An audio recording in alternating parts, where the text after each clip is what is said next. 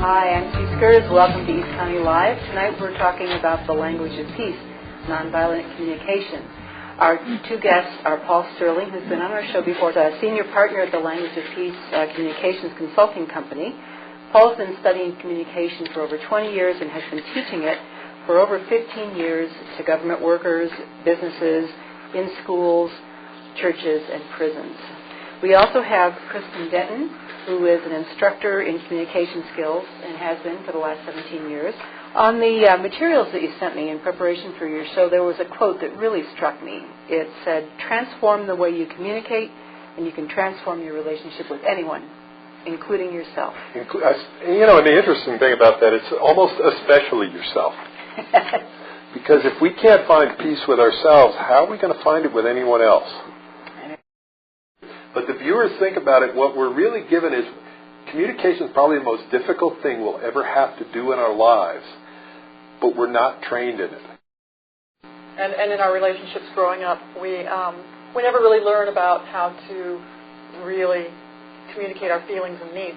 We don't even in our culture really learn to talk about our feelings. And so like in the classroom when I'm teaching NVC, I teach the students the vocabulary for their feelings so that they have the words to talk about it. Well, let me give you a little overview of what the nonviolent communication is. It was developed by Marshall Rosenberg some years ago. It's a whole system for communicating our feelings and needs. And there's 4 steps to it. There's an observation, a feeling, a need, and a request. And then there's 2 sides to it. We do these, the observation, feelings, needs, requests, in both speaking and then listening. And when we're listening, translating what somebody says to us to find the feeling and need underneath. Like if a little 4-year-old comes running up to you, it's 9 o'clock at night, they run up to you and, "Mommy, I hate you." You don't take that seriously. You don't think that your child actually hates you, right? You translate that. No, not till they're 16. That's what happens. That's the point. There's an expression that most people have heard. It's not what you say, it's how you say it. But the part that's more important that Kristen started to bring up is it's not what you hear, it's how you hear it. And learning how to translate difficult to hear messages to the underlying feelings and needs. Almost all messages, if they're emotional, are either an act of love or cry for help. A lot of the information was out there in the communication field. What Marshall did is give us the picture. When you're putting together a puzzle, if you don't have the picture, it's easy to get the outside edges because they're straight edges. But it's hard to get to the heart of it without the picture. And see, what NVC does is it gives you the overall picture so you can move to the heart. You can have deeper conversation. At the top of the chart it says the communication choice.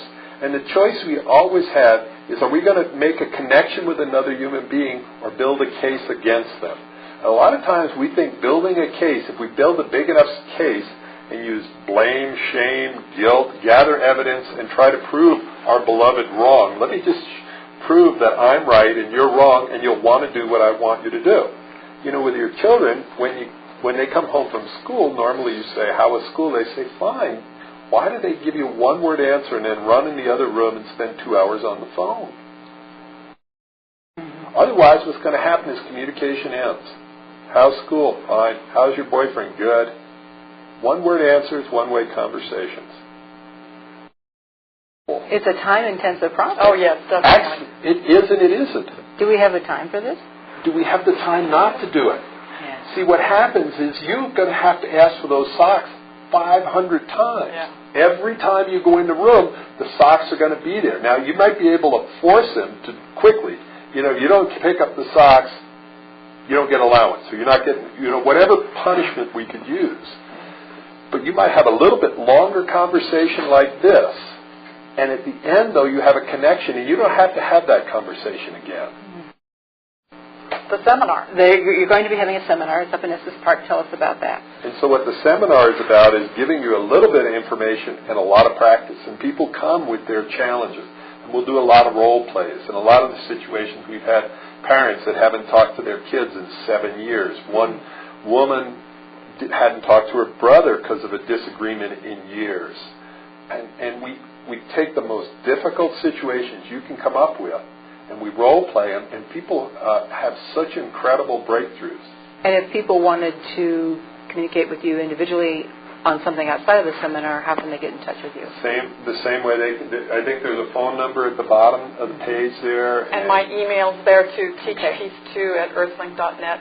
Okay. So. And we've got time for one last comment from both of you. It's such a transforming method of communication. It's really transformed my relationship with Paul, with my students in the classroom, with my family. I really would recommend this for everybody. It's really wonderful. Okay.